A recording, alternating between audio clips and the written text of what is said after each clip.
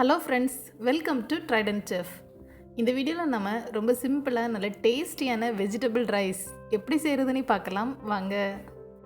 இது செய்கிறதுக்கு நான் ஸ்டவ்வில் ஒரு பேன் வச்சு அதில் நல்ல தண்ணீர் கொதிக்க வச்சுருக்கிறேன். இதில் ஒரு சின்ன பீஸ் பட்டை, ஒரு நட்சத்திர சோம்பு, 3 ஏலக்காய், 2 கிராம்பு, ஒரு பே லீஃப் சேர்க்குறேன்.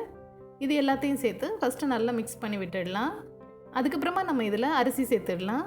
நான் 2.5 கப் பாஸ்மதி அரிசியை நல்லா கழுவி எடுத்து இதில் சேர்க்குறேன். அரிசியை நான் ஊற வைக்கல, நல்லா அலசி எடுத்து இதில் சேர்த்துக்கிறேன். எல்லாத்தையும் நல்லா கலக்கி விட்டுடலாம். அதுக்கப்புறமா இதுக்கு தேவையான அளவு உப்பு சேர்த்துடலாம். மறுபடியும் எல்லாத்தையும் சேர்த்து நல்லா மிக்ஸ் பண்ணி விடுறேன். நம்ம ஃபஸ்ட்டு இதில் ரைஸுக்கு தேவையான அளவு உப்பு சேர்த்துடலாம். அப்போ தான் உப்பு கரெக்டாக இருக்கும். எல்லாம் நல்லா மிக்ஸ் பண்ணியாச்சு. இனி இந்த ரைஸ் நல்லா வேகட்டும். 100% வேகணும்னு தேவையில்லை, 80% அளவு வெந்தால் போதும். இப்போ பாருங்கள், ரைஸ் எல்லாம் 80% நல்லா வெந்துடுச்சு. இனி நம்ம இந்த தண்ணீர் எல்லாமே வடிகட்டி எடுத்துடலாம். பாருங்கள், தண்ணீர் எல்லாமே வடிகட்டி எடுத்து வச்சுருக்கிறேன். ரைஸ் நல்லா உதிரியாக சூப்பராக ரெடி ஆகிடுச்சு. இனி நம்ம இதை ஒரு பவுலில் எடுத்துடலாம். அடுத்து ஸ்டவ்வில் பேன் வச்சு இதில் 2 டேபிள் ஸ்பூன் அளவு நெய் சேர்த்துக்கிறேன். கூடவே 1 டேபிள் ஸ்பூன் அளவு தேங்காய் எண்ணெய் சேர்க்குறேன். நெய்யும் தேங்காய் எண்ணெயும் சேர்த்து சமைக்கிறதுனால இதோட மனமே ரொம்ப சூப்பராக இருக்கும். அடுத்து நான் இதில் ஒரு சின்ன பீஸ் பட்டை, 2 ஏலக்காய், 1 டீஸ்பூன் பெருஞ்சீரகம், 1 டீஸ்பூன் இஞ்சி பூண்டு பேஸ்ட் சேர்க்குறேன். இது எல்லாத்தையும் சேர்த்து நல்லா வதக்கி விடுறேன்.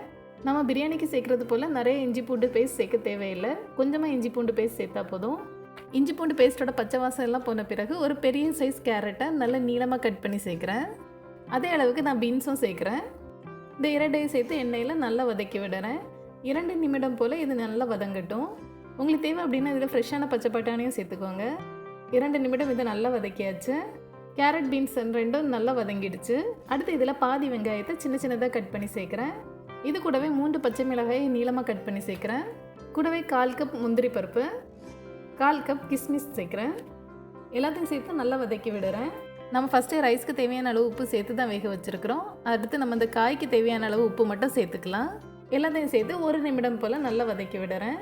இந்த கிஸ்மிஸ் எல்லாம் வதங்குற நேரம் கொஞ்சம் பலூன் சைஸ் போல் வரும். அது வரைக்கும் இது நல்லா வதங்கட்டும். அடுத்து இதில் 1 டீஸ்பூன் சர்க்கரை சேர்க்குறேன்.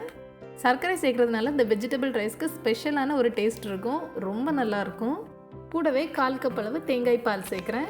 தேங்காய் பால் டேஸ்ட்டும் ரொம்பவே நல்லாயிருக்கும். எல்லாத்தையும் சேர்த்து நல்லா மிக்ஸ் பண்ணி விடுறேன். எல்லாம் நல்லா மிக்ஸ் பண்ணதுக்கப்புறமா இது நல்லா கொதிக்கட்டும். அடுத்து நம்ம இதில் நம்ம வேக வச்சு எடுத்து வச்சுருக்கிற ரைஸ் எல்லாமே சேர்த்துடலாம். கூடவே கொஞ்சமாக கொத்தமல்லி தழை சேர்க்குறேன். எல்லாத்தையும் சேர்த்து நல்லா மிக்ஸ் பண்ணி விடுறேன். பாருங்கள், ரைஸ் எல்லாம் உதிரியாக மிக்ஸ் பண்ணுறதுக்கே ரொம்ப நல்லா இருக்குது. எல்லாம் நல்லா மிக்ஸ் பண்ண பிறகு நான் இதில் மேலே உள்ள லேயரை மட்டும் லைட்டாக லெவல் பண்ணி விடுறேன். லெவல் பண்ணதுக்கப்புறமா நம்ம இதை மூடி வச்சிடலாம். 3 நிமிடம் ஸ்டவ் லோ ஃப்ளேமில் இருக்கட்டும்.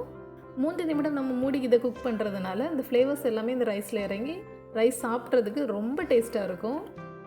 3 நிமிடம் ஆகிடுச்சு. இப்போ நம்ம இதை ஓப்பன் பண்ணி பார்த்துடலாம். ஓப்பன் பண்ணுற நேரமே அதோட மனம் ரொம்ப நல்லா இருக்குது. மறுபடியும் இது எல்லாத்தையும் லைட்டாக மிக்ஸ் பண்ணி விடுறேன். ரைஸ் எல்லாம் உதிரியாக ரொம்ப சூப்பராக ரெடி ஆகிடுச்சு. இனி நம்ம ஸ்டவ் ஆஃப் பண்ணிடலாம். அடுத்து நான் இதை ஒரு பிளேட்டில் எடுக்கிறேன். எப்பவும் செய்கிறத விட கொஞ்சம் டிஃப்ரெண்ட்டாக இதே போல் செஞ்சு பாருங்கள், ரொம்ப சூப்பராக இருக்கும்.